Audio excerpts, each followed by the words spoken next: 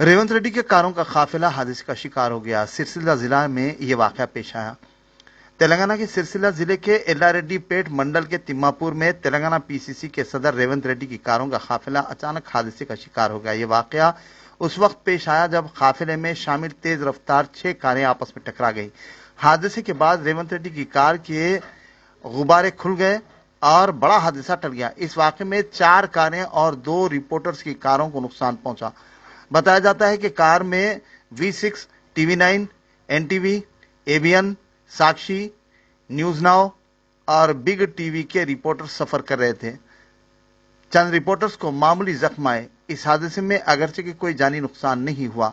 مزید تفصیلات کا انتظار ہے۔